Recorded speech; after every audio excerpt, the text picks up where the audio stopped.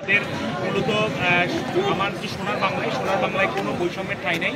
আমাদের আনসার বাহিনী আমাদের সাধারণ আনসার বাহিনীতে প্রতিষ্ঠিত হয়েছে 1948 সালে। এরপর থেকে তারা বিভিন্ন ধরনের বৈষম্যের শিকার হচ্ছে আর কি। তো আমার যেহেতু সোনার বাংলায় বৈষম্যের কোনো ঠাঁই নেই, এই জন্য আমাদের সাধারণ আনসারদের দাবি হচ্ছে একটাই, জাতীয়করণ। এবং সেই দাবি নিয়ে তারা আজকে ভোলা জেলায় আনসার জেলা কমান্ডারের কার্যালয়ে এসেছেন এবং আমার কাছে দাবি দেওয়া পেশ করেছেন। আমি এই দাবিটা আমাদের যে ঊর্ধ্বতন কর্তৃপক্ষ আছে সেই ঊর্ধ্বতন কর্তৃপক্ষের মাধ্যমে চিঠি আকারে প্রেরণ করব এবং সাথে সাথে আমি ওভার ফোনেও কথা বলবো আর কি, যে আমাদের এই দাবিটা আমাদের সাধারণ করেছে। তারা তাদের দাবি একমাত্র জাতীয়করণের দাবি, এই দাবিটা যত দ্রুত সম্ভব পূরণ করে তাদেরকে তাদের নিজ কর্মক্ষেত্রে সুন্দরভাবে যারা তাদের দায়িত্ব পালন করতে পারে, দেশের কাজে দায়িত্ব পালন করতে পারে, সেক্ষেত্রে আমরা এই করবো। আর একটা বিষয় আমি একটু বলে রাখতে চাই, বাংলাদেশে এখন বন্যা হচ্ছে, বেশ কয়েকটা জেলায় 10টা জেলায় বন্যা হচ্ছে আর কি।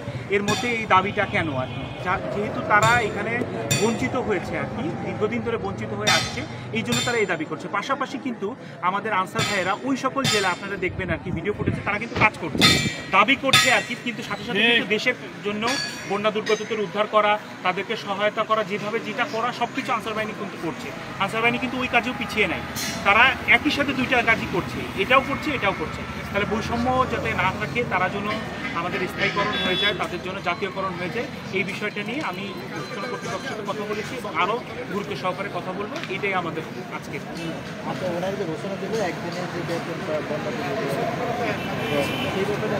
না, সেই ব্যাপারে আমরা অলরেডি কথা বলেছি আর কি। এটা হচ্ছে একটা সেন্ট্রাল সিদ্ধান্ত, আমাদের সারা বাংলাদেশে 64টি জেলায় আনসার সদস্যরা রয়েছে আর কি, বিভিন্ন গার্ডে আনসার সদস্য রয়েছে। এখানে প্রতিটি জেলা থেকে সংগ্রহ করে একটা অ্যাকাউন্টে পাঠাতে হবে। ঊর্ধ্বতন কর্তৃপক্ষের কাছে আমি আবেদনটাও অলরেডি দিয়েছি, আবার চিঠি আকারে দিব। এটা দেওয়ার পরেই যখন সিদ্ধান্তটা আসবে তখন ওদের কাছ থেকে আমরা এই জিনিসটা একদিনের বেতন খরচ করে, সাথে আমরা যে সকল কর্মকর্তা কর্মচারী আছে, আমাদের ব্যাটালিয়ান আছে, যেখানে যা আছে আমরা সর্বোচ্চটা দিয়ে এটা আমরা প্রধান উপদেষ্টা তহবিলে, যে ত্রাণ তহবিলে এটাকে পাঠিয়ে দিই। আমার হচ্ছে আমি উপপরিচালক এবিএম। ওনাদের বক্তব্য